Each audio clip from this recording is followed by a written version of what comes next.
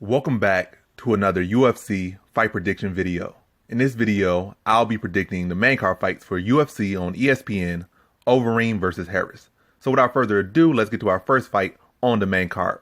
So in our first fight on the main card, we have in the featherweight division, Song Yadong versus Marlon Vera. So this fight is kind of interesting in a way because these are two 135ers, two bantamweights fighting at 145. So they're fighting up a weight class, I guess, because of the whole quarantine, the whole coronavirus stuff, that maybe they don't have access to their camp and they can't really cut down to 135. So, and the fight maybe have been put together at on short notice. So I guess 145 just makes sense. But I guess it doesn't really change because they're both still 135ers just fighting at 145. It's not like they're a 135er fighting a 145er or stuff like that, or they're cutting down. It is two fighters from the same weight class, just fighting at a higher weight class. So I don't think much changes. So look at this fight, it's pretty interesting. Yadong's Song really lost his last fight. I forget the guy's name. I know it for sure. I know who he is. Oh yeah, Cody Stanman. At first he was looking good, and he started getting dominated on the ground, taken down and controlled. And I was there live for that fight. But yeah, that's besides the point. You don't care whether I was there live to see the fight or not. But yeah, a fight he should have lost, but was gifted a draw. But that doesn't matter in this fight too much. Maybe it might affect his confidence. As far as styles, I don't think it really affects what's happening in this fight. A new day, a new fight. As some training camps had this, but definitely feel like he lost that last fight. Marlon Vera on the other side, he's been streaking pretty good. I think he's on like a 3, 4, 5 fight winning streak, looking real solid. But what I really see in this fight right here is I see a style that Vera hasn't beat yet. Because he lost to the one Brazilian guy, and he lost to the other Brazilian guy. I forget another Brazilian guy's name, but we all know John Lineker. John Lineker was able to just pressure him, go to his body, go to his head, and just cut him off and just fire with heavy shots and heavy pressure. Boxing, heavy fire, heavy pressure. And that's kind of what Song Yadong brings. Also some good elbows in there as well. Strong, physical, in your face, cracking, good reflexes, good power, solid boxing, and he's in your face. And Marlon Vera hasn't really been able to beat that style. He's been able to beat some guys with some good boxing, but not the most power. He's been able to beat some guys with good grappling, but not the best striking. But he hasn't fought a guy that going to be sturdy, hard to take down, and going to be in his face the whole time, cracking on him. We haven't seen him beat that style. He's went on a good streak. He's looking solid. And I think between the two, he's the more well-rounded fighter. I think he has the better jiu-jitsu, wrestling, probably a toss-up. Arsenal strikes. He has far more arsenal in strikes with kicks, punches, elbows, flying knees, submissions, etc. He got the bigger arsenal, but I think Song Yadong's pressure, men in his face and smothering with pressure and power shots is really going to be a tough task for Vera. I haven't seen him overcome it yet, so I'm going with Yadong Song in this one.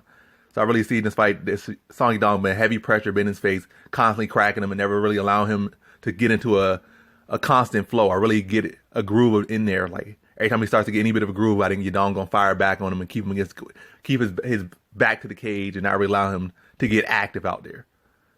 But a competitive fight nonetheless. But I think the power shots and the forward pressure of Yadong Song plus that, what they call the cage control, or the ring control, or cage control by bending one on the front foot and the one firing the big shots and keep that one backing up and moving and keeping the strikes relatively close or having more strikes than that person usually wins the fight. So that's why I think that by those standards, I see Yadong Song winning. So in this fight, I got Song Yadong via decision. Now on to our next fight we have in the middleweight division, Eric Anders versus Krzysztof Jotko. So you got two solid middleweight fighters right here. I think they're both in pretty much the same position as far as like what they accomplished and where they are currently and what kind of where they can be. You got two solid fighters who definitely have a lot of talent and definitely could go up.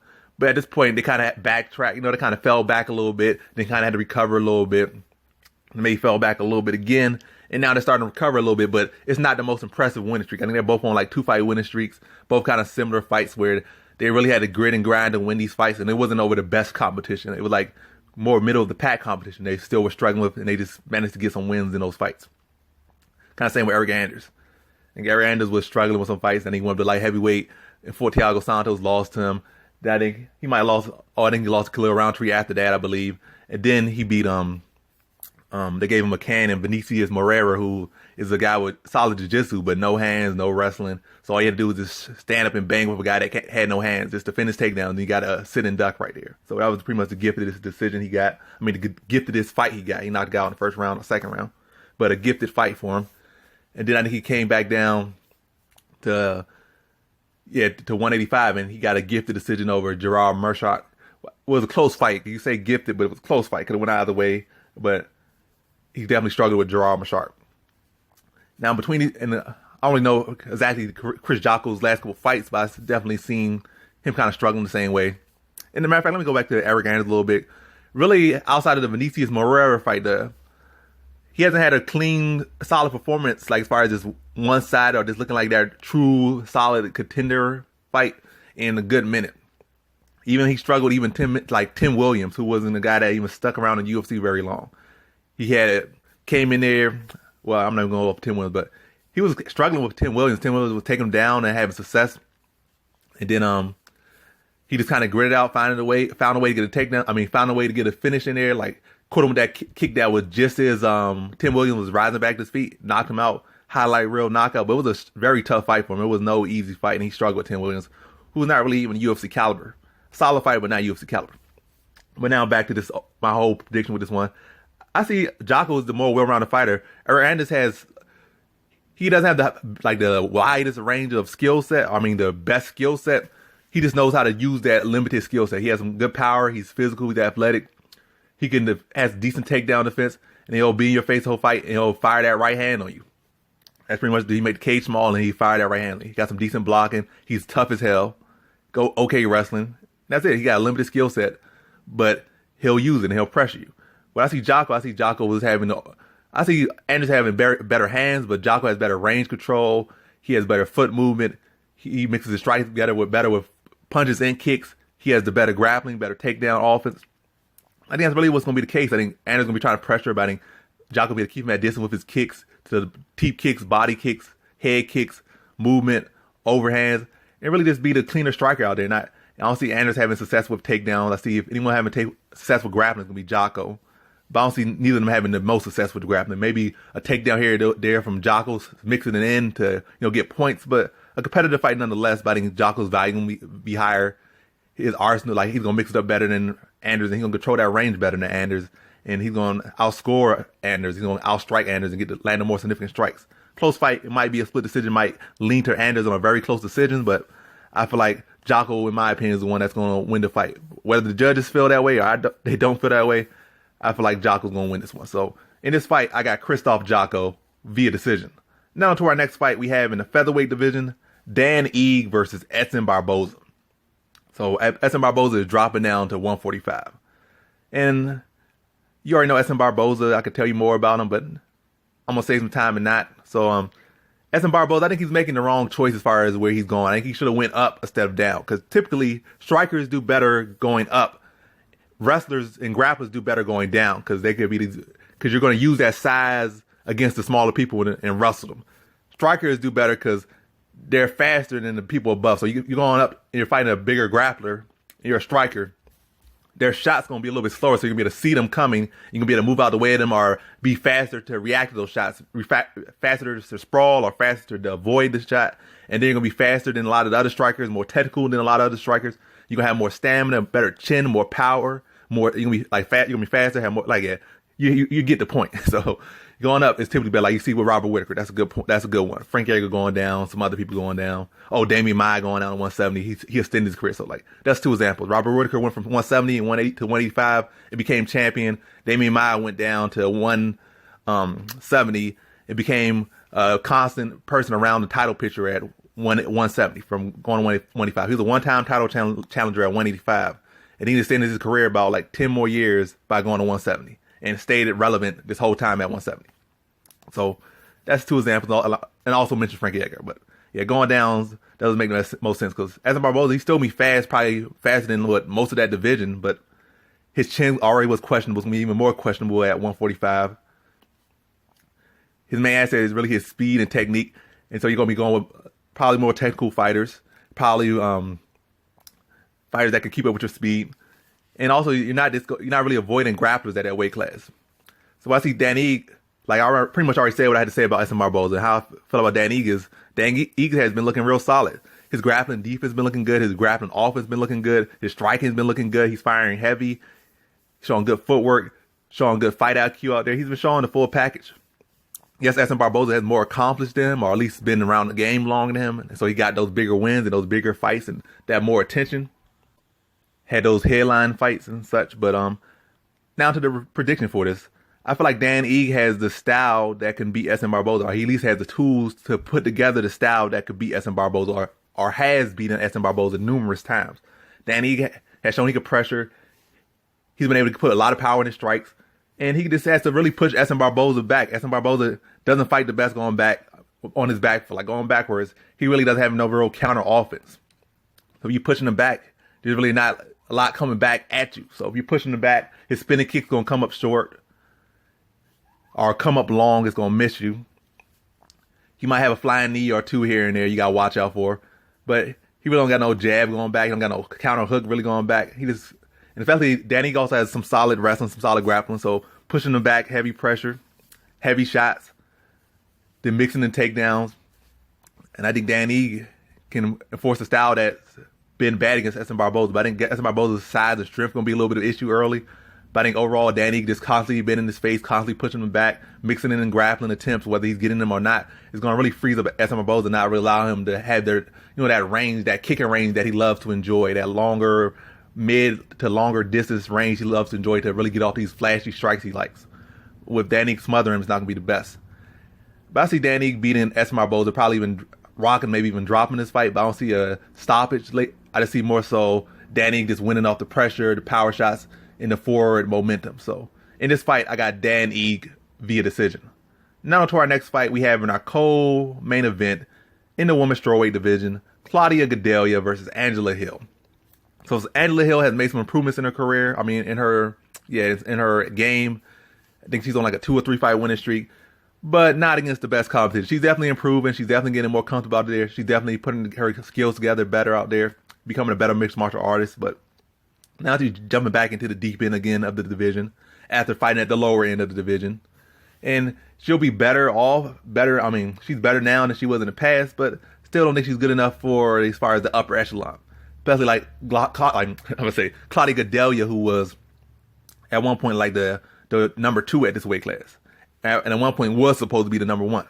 So as far as this fight goes, her grappling's improved, but we still haven't seen nothing so amazing against a high level grappler.